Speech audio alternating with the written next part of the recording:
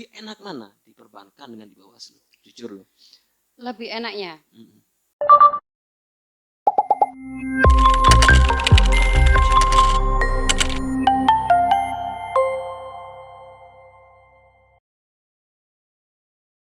Selamat datang di podcast Bawaslu Jatim, Budian Pratmawati. Terima kasih Mas atas undangannya ya. Ini kali pertama saya di podcast Bawaslu Jatim. Iya, luar biasa loh, auranya lo kelihatan Ibu ini. Sebagai alumni perbankan. Iya nggak sih? Bisa kelihatan ya dari cara duduk, dari cara tangan juga ya, posisi tangan. Tertekan, hostnya tertekan. Kayak mau ditagih Pak. Kayak punya kreditnya banyak ini. Aduh. Sekarang Bawaslu di Kordif organisasi SDM dan Datim. Ya, karena kota 3 komisioner, di sini juga ngikut 3 komisioner. Iya, benar. Datinnya ikut Pak Pur ya Bu ya? Datinnya ikut Pak Pur. SDM-nya Pak Amin. Dan organisasinya Bu Eka. Luar biasa. Saya tertarik ke Budian ini perihal sebelum di Bawaslu di dunia perbankan. Iya. Secara umum gimana sih Bu melihat perbankan sekarang ini? Secara umum dulu sih.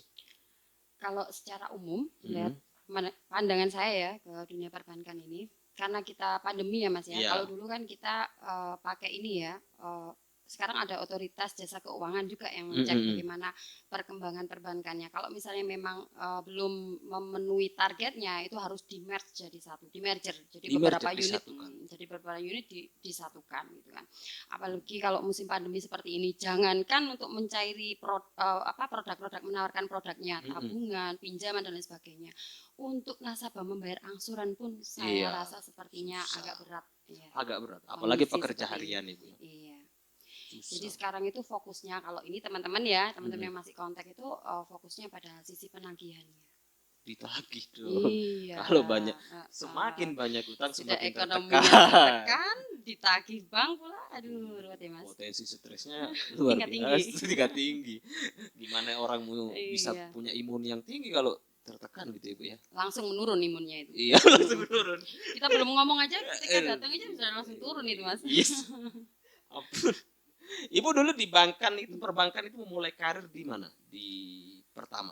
Kalau pertama lulus atau di banknya? Pertama lulus. Kalau pertama lulus saya sempat jadi kaproknya akuntansi di Magistra Utama Mas. Di Magistra Prodi akuntansi iya, mengajar akuntansi. Pemasaran juga, kalau di sana kan rangkap-rangkap ada pemasaran juga, ada keuangan juga, plus untuk silabusnya untuk mengajar akuntansi. Habis itu ke distributor telekomunikasi. Jadi waktu itu distributor telekomunikasi itu juga bagian soft call-nya Mas. Jadi bagian untuk kita ngecek bank masuk, bank keluarnya, penagihannya seperti apa, itu kita cek. Iya. After dari situ terus ini yang paling lama di PT Bank CM Biniaga ini kurang lebih 7 tahun setengah. 7 tahun? Iya. Tahun berapa dulu memulai karir di dunia bank? Tahun 2010 awal. Jadi waktu itu posisi teller. Jadi waktu interview itu sempat ditawari marketing karena mungkin dari segi ngomong dan lain sebagainya gitu ya. Mungkin pertimbangannya seperti itu. Cuman saya ambil challenge enggak sesuai dengan yang saya lamar aja di teller. Bertahan berapa tahun? Kalau di teller itu 3 tahun Mas. Jadi posisi kita itu kan kalau di teller itu kan ada KPI-nya untuk performance-nya unit. Jadi kita waktu itu target 92%, ketertagihan nasabah pinjaman ya Mas, kita itu bisa 98%.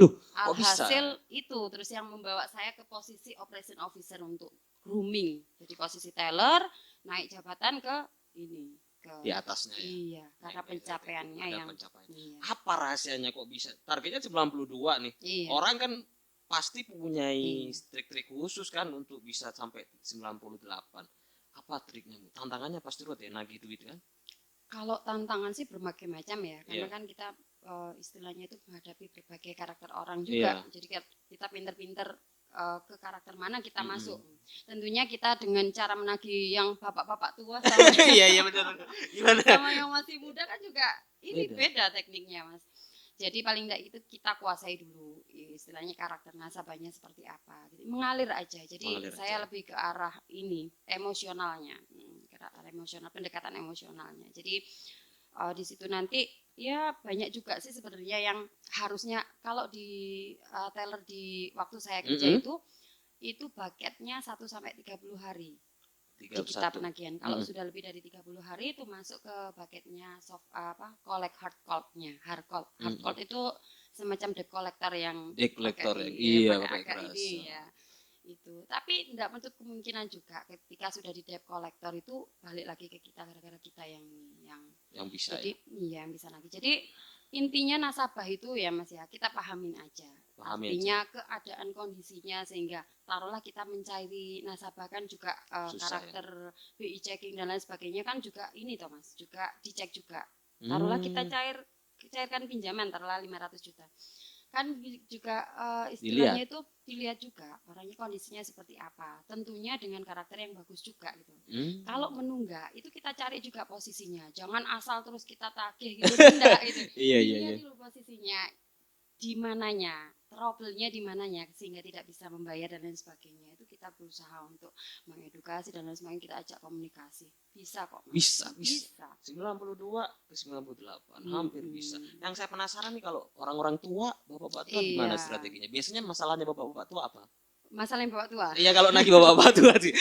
Ini kan pengalaman, tadi ngomong ada bapak tua sama yang muda, pasti beda toh caranya. Secara umum apa kalau yang tua, Bu? Iya, kalau tua itu enggak perlu ngomong, Mas. Kita duduk gitu aja, terus kita senyum gitu aja. Sudah merasa tertagih? Iya sih sebenarnya. Aduh. Nah, tapi gini ya Mas ya, sempat lucu juga kejadian di kantor itu ya.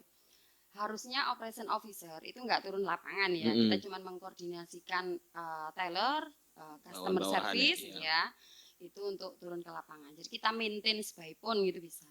Itu saya sempat diturunkan oleh manajer, gara-garanya itu dia membayar sama saya, kalau enggak saya enggak mau bayar gitu loh. Pernah angsuran 18 juta per bulan itu Mas. Ketika tuh udah masuk 3 bulan waktu itu kan sudah ke hard call-nya kan. Ketika turun serta merta ketika ketemu itu mengasihkan uang 54 juta ini Mbak. Apa rahasianya itu? Yang lain nggak mau, kenapa kemudian mau? Jadi ya itu tadi pendekatan emosional. Artinya kan kita pahami dulu maunya nasabah itu seperti apa. Enggak semua orang juga. Saya rasa semua yang dicari nasabah itu pada dasarnya karakternya bagus, karena melewat penyaringan tadi, sudah disurvei juga kan sebelumnya, dari segi usaha, dari segi checkingnya di tetangga dan lain sebagainya, itu sudah masuk ada penyaringannya. Jadi nggak khawatir juga. Cuman ketika orang kita tagih dengan intonasi yang meninggi dan ketika itu kan juga memainkan ini juga, perasaannya dan lain sebagainya juga. Cara lebih penting daripada tujuan, ya nggak Bu? Kalau tujuan itu mengikuti Mas, insya Allah kalau proses kita bagus, hasilnya insya Allah akan. Iya, nggak mau bayar kalau nggak kemudian. Luar biasa. Kemudian ini. Itu pengalaman aja. Pengalaman. Kalau yang muda Bu, kalau yang muda gimana cara naginya? Biasanya tantangannya ngadepin nasabah yang muda misalnya? Kalau yang muda itu biasanya kan punya istri Mas ya. Kita deketin aja istrinya. Kalau yang nasabahnya cowok, ya kan? Iya sih. Kita deketin sesama perempuan, kita ajak ngobrol dan lain sebagainya, gini Mbak, gini. Akhirnya yang bayarnya lewat perempuannya, meskipun yang punya hutangnya itu laki-laki. Kebanyakan seperti itu. Jadi kedekatan emosional terbentuk, Mbak, saya mau nyicil dan lain sebagainya. Udah. Iya kan. Hati-hati punya istri, jangan didekati sama ini, sama orang bank. Iya sih. 7 tahun pengalaman yang tidak sebentar. Apa suka dukanya nih, Mbak? Kalau suka dukanya sih sebenarnya kalau memang benar ya, kalau misalnya kita menagih nasabah, taruhlah nasabah itu memang benar-benar enggak punya, tapi kan kita dari perusahaan kan ada target juga Mas. Target. Bagaimana kita KPI-nya kita dinilai dari situ. Ketika kita pulang enggak membawa hasil dan bos marah-marah. Pernah Mas pengalamannya kayak gini. Gimana? Waktu itu angsuran 3,5 juta. Saya pulang membawa angsuran 800.000. Kurang kan? Sepertiga kan, berarti sepertiga ya. Bawa buku besar itu kayak buku monitoring gitu ya, monitoring itu dipukulkan ke manajer saya ke meja. Apa ini Yan? Kayak gini nih namanya kredit panci nih. Dimarahi. 3,5 juta kamu bawa 800 gitu. Sudahlah bos, hari ini saya datang dengan uang segitu, besok akan saya telatani lagi untuk ke sana. Daripada saya ketika pulang tidak membawa apa-apa, besok pun belum tentu ada uang 800 itu, ya kan? Jadi kita ngeramut nasabah, bagaimana nasabah itu bersimpatik juga ke kita. Kalau kita datang nggak bayar, ada nilai sungkannya juga. Iya. Kayak gitu Mas yang diciptakan, lebih ke sisi emosionalnya yang kita ini. Dan itu susah Ibu ya? Iya, memang harus benar-benar mengetahui karakter kita masuk seperti apa gitu. Nggak asal terus datang, Bu, bayar Bu, Pak, bayar Pak. orang akan sakit hati kan, sakit ketika hati. seperti itu. Iya benar. Ya. Dan itu butuh keahlian khusus, tidak semua orang bisa. Dan tidak semua orang ketika bergerak di microfinance, Iya. tekanannya ya, pressure-nya tinggi itu tidak semua orang bisa bertahan. Iya, Apalagi dari sisi seperti itu dengan cewek ya seperti itu ya. Kalau waktu dulu itu awal-awal itu kita nagih pakai motor, Mas. Pakai motor. Suprafit kalau tidak salah waktu itu ya, sama satpam. Ya memang Iya. ininya sama satpam ya aturannya memang, karena bawa uang itu asuransinya harus sama security juga. Ya gitu sampai malam. Pernah juga Mas ya pengalaman itu nyanggong nasabah ya, saking kepingin ketemu nasabah dan tidak mau menemui kita, itu mulai dari buka teller itu jam 7, habis buka kita langsung geser ke sana. Kan tellernya ada 2 waktu itu, yang satu standby di kantor. Iya. Itu sampai jam 9 malam. Gak keluar, gak ketemu. Nggak ketemu, orangnya nggak mau pulang dan manajer saya telepon. Yan sudah balik aja besok lagi. Enggak bos, kalau saya belum ketemu sama orangnya saya ngobrol, saya nggak akan balik kantor. Iya. Saya nggak akan tangan kosong Mas. Setidaknya saya dapat janji ya, meskipun bukan uang ya, dapat janji dari nasabah. Akhirnya ditemui dia gini, waktu itu kan rame-rame. Kalau waktu saya ini sales marketingnya sesudah tugas langsung merapat ke sana. Saya di WA sama nasabahnya.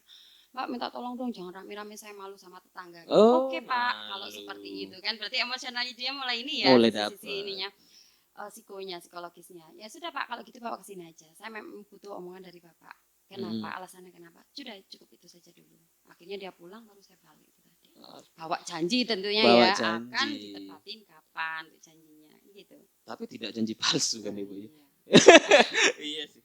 Ya enak Mas. Dari ratusan nasabah bahkan mungkin ribuan selama 1 tahun ya Bu ya. Yang paling susah itu nagih yang model gimana Bu? Yang paling susah? Yang paling susah itu nagih kalau nggak mau ketemu orangnya itu. Jadi dia mau pinjam tapi nggak mau ketemu. Iya. Jadi pintunya ada 2 Mas. Pintu depan sama belakang. Apa yang ketika depan kita datang dia lewat belakang, itu udah selesai. Ketika kita bertemu sama istrinya, oh enggak ada, ternyata barusan lewat belakang. Ada yang kayak gitu sih. Ada ya. Sehingga kita punya kiat-kiat, kira-kira beliaunya usahanya kan waktu itu keliling ya, maksudnya kira-kira jam segini di mana itu kita cari tahu. Kita langsung nge-gap di lapangan. Seperti itu. Coba dibayangkan kan dengan itu. Iya. Sampai sama saya umur 29, enggak nikah itu. Kerja di bank itu. Itu antara tekanan atau memang enggak laku saya juga enggak tahu. Iya. Umur 29 pencapaian yang cukup lama ya. 29 tahun baru saya. Nikah tahun 2013. Masih di bank? Sama-sama bank, karena dapatnya itu sampai malam Mas. Enggak sempat berproses di luar kan. Yang ada ya itu berprosesnya. Apa security-nya yang sering ngantar bukan? Sama-sama tellernya. Tak kirain kan harus sama security. Kan kalau ke FTV kita kan lihat cinta bersemi ke security atau siapa-siapa enggak, sama-sama teller. Iya, sama-sama teller. Berarti sekarang suami masih di bank Ibu ya? Setelah dari Niaga di bank juga, nah di Sinarmas juga, terus di leasing juga. Cuman yang sekarang di properti. Di properti tambah berganti. Ibu selama di bank juga katanya ini ya Bu ya, melahirkannya saat masih di bank. Iya. Melahirkan anak pada waktu di bank itu. Gimana suka dukanya dulu waktu Ibu? Saya sempat waktu di bank itu ya. Iya. Saya sempat Mas waktu itu keguguran 2 kali. Yang ketiga itu baru jadi karena memang medannya kalau kita pakai sepeda kita nggak bisa memprediksi kan ya untuk lubang jalan dan lain sebagainya itu kan yang membuat memang harus berpengaruh ukuran, ya Bu ya? Iya berpengaruh. Bahkan teller saya itu ada yang 7 bulan itu ini melahirkan prematur. 600 kilo atau 900 kilo gitu bayinya ya gara-gara itu tadi. Jadi teller kita harus mobil. Jadi waktu itu ya akhirnya saya memutuskan, waktu itu kan saya penempatan di Krian, setelah di Krian terus ditarik ke Mojokerto. Akhirnya yang di Krian itu kan otomatis rumahnya harus ini bolak-balik Krian Mojokerto. Lumayan ya. Akhirnya memutuskan untuk di Mojokerto stay baru terus ketiganya itu. Jadi 2 kali ya.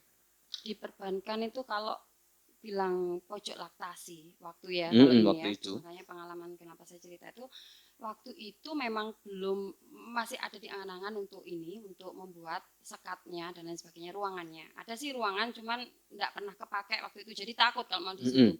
Akhirnya saya yang sampai sekarang saya belum bisa melupakan ya kebaikan manajer saya ya, kalau operation officer itu kan loadnya lumayan tinggi Mas, jadi kita harus dibalik komputer, kita pegang email, PK perjanjian kredit nasabah kita yang buat, kalau ada janji bayar marketing kita yang handle, teller pun transaksional, fingerprint kan butuh kita untuk approval tiap transaksi. Setiap transaksi Butuh. Jadi limitnya kan ada 1 juta. Selain dari 1 juta atau 5 juta itu approval operation officer. Jadi harus standby di kantor dan sibuk sekali pasti kita ya. harus mengecek tiap hari ketersediaan berangkasnya atau cek fisiknya itu sesuai atau enggak dengan transaksi yang di-input teller juga di kita. Termasuk OB sama satpam juga di operation officer. Tanggung jawabnya. Tanggung jawabnya untuk kebersihan kantor dan lain sebagainya. Jadi kalau manajer juga enggak ada, second line-nya juga operation officer. Jadi dalam tanda kutip pembantu umum, Mas. Pembantu umum, kabak lah. Penting lah posisinya. Waktu itu manajer saya itu saya ingat bahkan beliau sampai saat ini itu menyerahkan ruangannya tiap kali saya harus dalam tanda kutip ya, mungkin saru tapi ya memang ini perempuan ya. Pumping. Sedot. Pumping itu kayaknya pom bensin. Apa itu? Ruang laktasinya belum ada, ruang manajer. Iya, jadi sana fasilitasnya sudah AC dan lain sebagainya. Saya nyaman di situ. Selesai di situ saya kerjakan lagi. Jadi saya intinya, bos, saya sudah memukul orang ini, bos. Saya mau mukul, silakan itu merelakan ruangannya untuk dipakai. Memang berpengaruh kalau tidak dikeluarkan itu, Ibu ya, secara emosi. Sepurane saya nggak tahu. Saya bertanya nggak tersinggung kan Ibu ini? Enggak. Berpengaruh nggak secara emosional itu kalau hormonal nggak? Kalau secara emosional iya banget, Mas. Karena kita mindsetnya kan kita pumping itu buat kebutuhan si anak iya kan? Dan itu pun harus continue untuk dikeluarkan gitu loh. Artinya saya sebagai istilahnya itu seorang wanita. Saya juga berkarir, tapi saya tidak istilahnya meninggalkan tugas-tugas saya secara harfiah sebagai seorang ibu dan seorang istri. Pikiran saya seperti itu. Bahkan saya keluar dari bank ini karena saya takutnya dipindah ke ini karena divisinya berubah dari divisi small medium harus training ke Jakarta 6 bulan plus penempatan juga ada di Jawa Timur. Bisa dibayangkan saya yang waktu itu pumping jauh dari anak saya akhirnya pensiun dini itu tadi. Milih anak. Iya. Jadi saya gini, bagaimanapun ketika saya berkarir di luar, anak saya harus tercukupi ASI-nya gitu loh. Seperti program pemerintah kan, paling enggak 0 sampai 6. Tapi alhamdulillah 2 tahun kurang 4 bulan. Saya bisa menyusui. Iya. Sudah umur berapa sekarang, Bu? Sekarang 5 tahun setengah. Sudah lama ya, sudah lama. Tetapi itu pengalaman yang mungkin tidak mungkin dilupakan oleh Iya, benar. Karena masa-masa anak itu masa-masa yang sangat luar biasa pembentukan. Orang seorang anak bisa, mohon maaf ya, bisa jadi stunting, bisa jadi karena kurang gizi. Iya nggak sih, Bu? Iya benar. Bagi saya sebagai orang luar, saya dulu memang pernah belajar sih sedikit-sedikit tentang dunia perbankan, tapi syariah. Iya. Bagi saya orang di dunia luar ya Bu, yang melihat bank itu kan lembaga yang itu formal, kaku, formal. Berarti secara tidak langsung saya membayangkan tidak ada ruang yang cukup untuk perempuan, ya nggak sih Bu? Perempuan kebutuhan ini untuk misalkan berkarir, dia hamil, melahirkan, adil gender lah istilahnya adil gender lah kira-kira. Bulat ini ngomongnya ini. Jadi bulat ini ngomongnya. Iya. Tetapi ternyata dulu di banknya Ibu ini ya, banyak sekali toleransi ke perempuan. Iya, toleransi ke perempuan itu banyak sekali. Jadi benar-benar waktu itu kita tanamkan bahwa kita itu sama gitu loh. Selain kita itu sama laki perempuan dan kita juga butuh untuk dikasih hal-hal yang mungkin dalam kacamata kan eksklusif. Akan tetapi itu kan memang kebutuhannya ya untuk bagaimana kita tetap kerja secara optimal akan tetapi tidak melupakan yang itu tadi gitu. Sekarang dunia perbankan gimana? Menurut Ibu perhatian terhadap ramah anak dan perempuan gimana? Sudah ini Mas. Sudah terbuka. Sudah terbuka. Waktu itu memang gini, PT Bank CMB Niaga itu kan memang awalnya itu Bank Niaga sama Lipo Bank. Jadi merger jadi satu di tahun 2018. 2008, maaf 2008. Saya masuk 2010. Ya, 2008. Jadi banyak pembenahan Mas. Gedung-gedung pun kan juga baru, enggak gedung yang lama. Jadi kan istilahnya pojok laktasi dan lain sebagainya itu kan 2 tahun kan masih dalam tahap untuk menuju ke sana. Sekarang sudah ada pasti. Sudah ada semuanya. Iya, harus ada sih kayaknya. Mempengaruhi juga Mas ruangan itu. Semakin nyaman ruangan maka keluarnya juga akan semakin. Sama dengan bawah. Keluarnya apa, Bu? Keluarnya di pumping tadi Mas. Pikirannya jangan kemana-mana. Keluarnya apa? Keluarnya apa? Semakin bagus kualitas ruangannya yang mendukung. Ruangan mendukung dulu yang pertama itu kan bikin ibu nyaman. Jadi kalau kita sudah nyaman, relax, maka akan mempengaruhi kualitas yang dikeluarkan, kan seperti itu.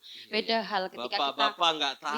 Iya, beda hal ketika kita diskriminatif ya, terus kita menyediakan ruangnya sempit, sudah enggak dingin, kita harus di situ, terus sempit dan lain sebagainya, akan stres. Maka akan berpikir, ndang mari ndang wis, nah sudah selesai, cepat nggak dinikmati. Gitu. Jadi kualitasnya juga nggak bagus. Iya. Berpengaruh tentu pada anak ya. Iya banget. Di Bawaslu gimana sekarang, sudah ada ruang operasi? Sudah dong. Iya, 3 apalagi, orang perempuan. Iya, apalagi. Nggak mungkin Pak Ulil lebih sendiri dari, nolak, lebih dari 30% kan? Sudah kan keterwakilan perempuan kan? Ya, 90%. ada. Iya. Lebih Mas, 69 kali. Pak Ulil. Korseknya juga sudah perempuan. Ada. Kayaknya habis ini ada satu staf itu kayaknya. Yang gimana? Istrinya Mas Bagus itu yang mau untuk fasilitas mungkin. Insyaallah nanti uji coba yang pertama ya. Iya, harus biar bapaknya tenang bekerja di sini. Ya enggak Mas Bagus. Jangan kemudian tidak ada ruang yang nyaman, bapaknya enggak tenang, kerjanya jadi enggak bagus. Rasa di Mas Bagus ini. Iya, bapak sekali-kali.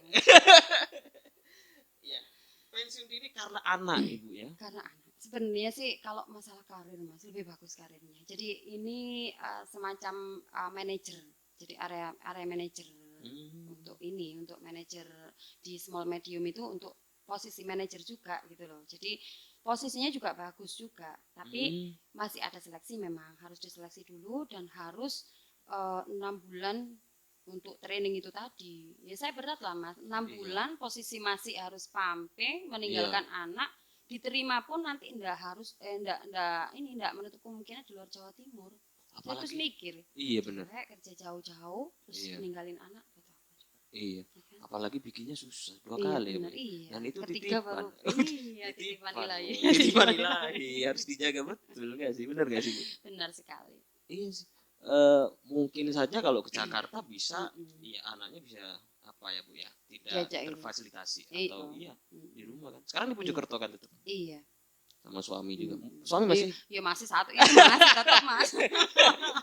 Ini kata-kata Mas ini masih apa ini Mas ini? Iya enggak sih, siapa tahu apa gitu. Dualisme kata-kata ini masih lah. Masih sama. 7 tahun sekarang sudah berapa tahun di Bawaslu Bu? Di 7 tahun di bank, sekarang di Bawaslu berapa tahun? 2 tahun ini, mau jalan 3 tahun ini ya, mulai dari 2018 Agustus. Pasti banyak hal-hal mungkin yang dibawa dari dunia perbankan.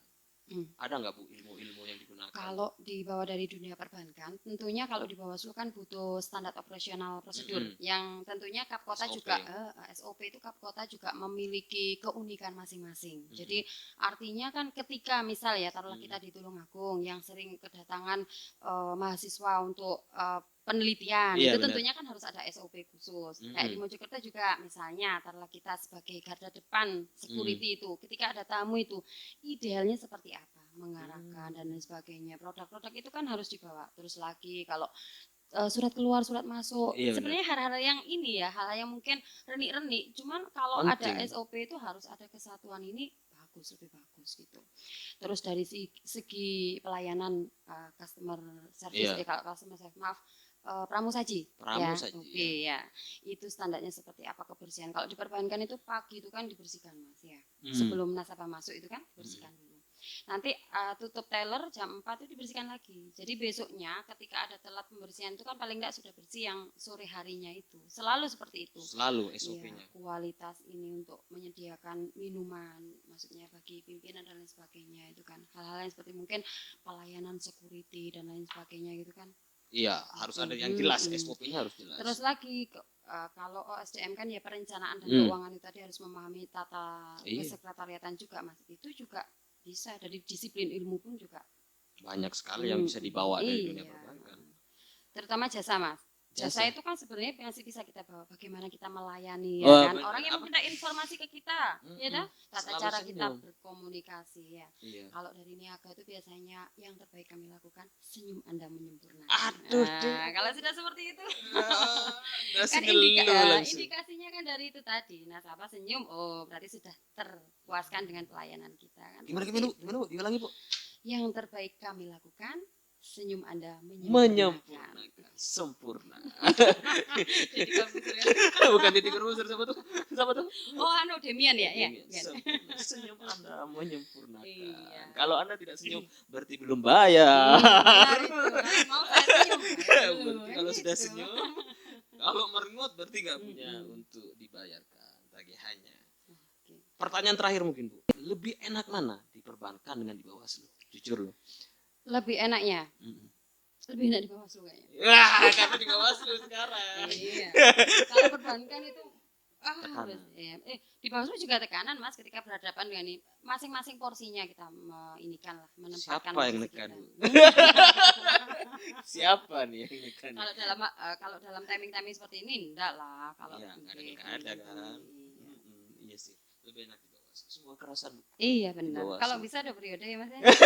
Jangan ke saya dong, saya hanya prajurit di sini, pion, sewaktu-waktu bisa dikorbankan.